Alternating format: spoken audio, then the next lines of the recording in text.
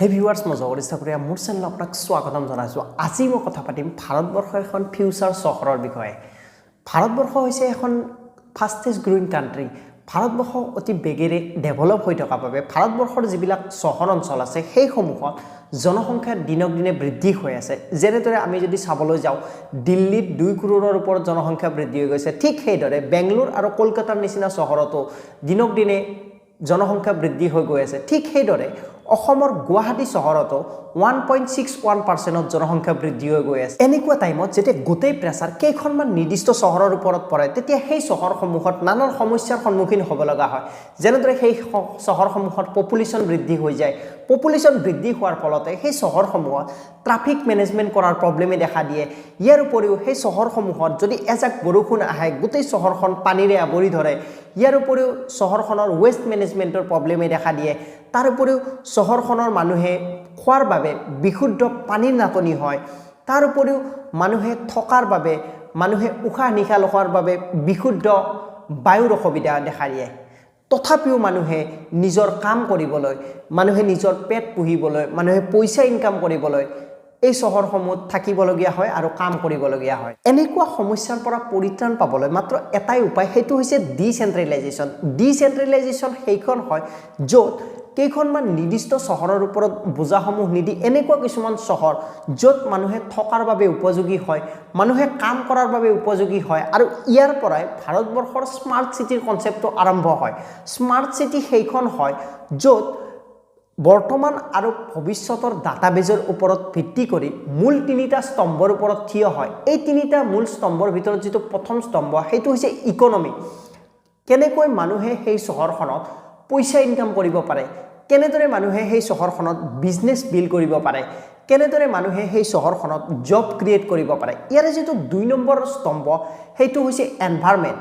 মানুহে থকাৰ বাবে এটা হেলদি লিভিং হক কিন্তু পৰিবেশৰ কোনো ক্ষতি নহক ইয়াৰ যেটো 3 নম্বৰ স্তম্ভ সেইটো হৈছে সোসাইটেল সেফটি বৰ্তমান সময়ত বহুত প্ৰয়োজন আমাৰ বাবে সিকিউৰিটি বৰ্তমান সময়ত বহুত প্ৰয়োজন হৈ পৰে আমি এনেকুৱা এটা সিকিউৰিটিৰ প্ৰয়োজন য'ত আমাৰ একো ক্ষতি নহক আমাৰ কোনেও একো কৰিব নোৱাৰক আমি যেতিয়া যেনেকুৱা ইচ্ছা কৰো তেনেকুৱা কৰিব পাৰো এনেকুৱা সুবিধা থকাৰ বাবে প্ৰয়োজন গোটেই পৃথিৱীত স্মাৰ্ট সিটিৰ কনসেপ্টটো বহুত পুৰণা যদিও ভাৰতবৰ্ষত স্মাৰ্ট সিটিৰ কনসেপ্টটো আজি কেই বছৰমান আগৰ পৰা আৰম্ভ হৈছে পৃথিৱীৰ স্মাৰ্ট সিটি বুলি সিংগাপুৰক কোৱা হয় ইয়াৰ উপৰিও দুবাই বাৰ্চিলোনা ওয়াষ্টন আদি এই সকলোবোৰ সুবিধা থাকে যক স্মাৰ্ট সিটি বুলি কোৱা হয় যেনেদৰে ওয়েষ্ট মেনেজমেন্ট হক ট্ৰাফিক মেনেজমেন্ট হক কমিউনিটি মেনেজমেন্ট হক ডাটা মেনেজমেন্ট হক আদি সকলোবোৰ ওয়েল মেনেজমেন্ট হয় ভাৰতবৰ্ষৰ স্মাৰ্ট সিটি দুই ধৰণৰ এটা হৈছে ব্ৰাউনফিল্ড স্মাৰ্ট সিটি আৰু আনটো হৈছে গ্ৰীনফিল্ড স্মাৰ্ট সিটি এতিয়া ব্ৰাউনফিল্ড স্মাৰ্ট সিটি আসলতে হয় কি ব্ৰাউনফিল্ড স্মাৰ্ট সিটি সেইখন হয় ভাৰতবৰ্ষৰ যিমানবোৰ সিটি আছে সেই সমূহৰ পৰা কিছুমান নিৰ্দিষ্ট সিটিক সিলেক্ট কৰি লোৱা হয় আৰু তাৰ পৰা সেই সিটি সমূহক ডেভেলপ কৰা হয় আৰু স্মাৰ্ট কৰা হয় যেনেদৰে সেই চহৰসমূহৰ ৰোড কানেক্টিভিটি ইন্টাৰনেট সেই সমূহৰ ডাটা মেনেজমেন্ট আদি সকলোবোৰক ইমপ্ৰুভ কৰা হয় আৰু আগৰ তুলনাত স্মাৰ্ট কৰা হয় যেনেদৰে এই ব্ৰাউনফিল্ড স্মাৰ্ট সিটিৰ ভিতৰত অসমৰ গুৱাহাটী চহৰ পৰে ইয়াৰ পিছত যেটো 2 নম্বৰ কনসেপ্ট হৈছে হেতু হৈছে গ্ৰীনফিল্ড স্মাৰ্ট সিটি কনসেপ্টটো বৰ ইন্টাৰেষ্টিং কনসেপ্ট হয় এখন এনেকুৱা খালি ঠাই য'ত একোৱে নাই এনেকুৱা এটা খালি ঠাই বিচৰা হয় আৰু তাত এখন চহৰ বনোৱা হয় আৰু এই কামটো একেবাৰে জিৰোৰ পৰা ষ্টাৰ্টিং হয় বাবে এই সকলোবোৰ পুৰা প্ল্যানিংত আৰু ডাটাৰ ওপৰত বেছ কৰি বনোৱা হয় আৰু ইয়াত তিনিটা মূল স্তম্ভৰ ওপৰত গুৰুত্ব দিয়া হয় যেনেদৰে ইকোনমি এনভায়ৰনমেন্ট আৰু সোসাইটি আৰু ইয়াৰ উপৰিও কিছুমান সেফটিৰ ওপৰত গুৰুত্ব দিয়া হয় যেনেকৈ ৰোড কমিউনিটি কমিউনিকেশনছ তাৰ পিছত ট্ৰাফিক মেনেজমেন্ট হক ডাটা মেনেজমেন্ট হক আদি সকলোবোৰৰ ওপৰত নজৰ দিয়া হয় কাৰণ এই সিটিখন জিৰোৰ পৰা ষ্টাৰ্টিং হয় এতিয়া মই কথা পাতিম এনেকুৱা এখন চহৰ যিখনৰ কথা শুনিলে আপোনালোকে গম পাব যে ভাৰতবৰ্ষৰ স্মাৰ্ট সিটিৰ ফিউচাৰ কিমান ব্ৰাইট হ'বলৈ গৈ আছে সেই সিটিখনৰ নাম হৈছে dholera SIR এই dholera SIR সিটিখন গুজৰাটত বনোৱা হৈছে আৰু এই dholera SIR সকলোবোৰ প্ৰি প্ল্যানিংত বনোৱা হৈছে কাৰণ ই জিৰোৰ পৰা ষ্টাৰ্টিং কৰা হৈছে ইয়াত ওয়েষ্ট মেনেজমেন্ট কেনেকৈ হ'ব ৱাটাৰ মেনেজমেণ্ট কেনেকৈ হ'ব এডভান্স টেকন'লজি বিল্ডিং আদি সকলোবোৰ ৱেল মেনেজমেণ্ট কৰি বনাই থকা হৈছে আৰু অতি গতিবেগেৰে এই চহৰখন ডেভেলপ হৈ আছে এটা সোসাইটি থাকিবলৈ যি বস্তুৰ প্ৰয়োজন এই সকলোবোৰ ধলেৰা এছআইআৰত প্লেনিং কৰি বনাই থকা হৈছে ইয়াৰ উপৰিও গোটেই চহৰখনক ইণ্টাৰকানেক্ট কৰি কিনে এটা বিল্ডিং বনোৱা হৈছে যাৰ নাম ৰাখিছে ABCD বিল্ডিং এই ABCD বিল্ডিঙৰ লগত গোটেই চহৰখনৰ সেন্সৰ কানেক্ট হৈ আছে যেনেকৈ কোনোবা এটা বিল্ডিঙত জুই লাগি গ'ল লগালগ ABCD বিল্ডিঙত খবৰ পাই যাব কোনোবা এটা বিল্ডিঙত গেছ লিকেজ হ'ল লগালগ ABCD বিল্ডিঙত খবৰ পাই যাব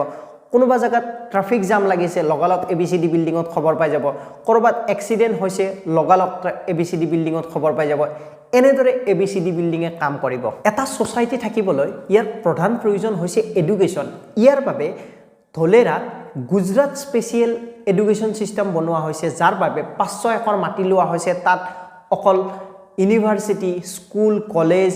ইনষ্টিটিউট আদি সকলোবোৰ বনোৱা হ'ব লগতে হাউচিং ফেসিলিটি আৰু স্পোৰ্টস ফেসিলিটি এভেলেবল থাকিব ইয়াৰ উপৰিও ধলেৰাত এনেকুৱা 15টা জোন থাকিব য'ত বেলেগ ঠাইত বেলেগ কাম হ'ব যেনেকৈ agricultural zone knowledge and IT zone tourism zone residential zone industrial zone ইয়াৰ মানে হৈছে কাম কৰা জায়গাত কাম আৰু থকা জায়গাত থকা শপিং কৰা জায়গাত শপিং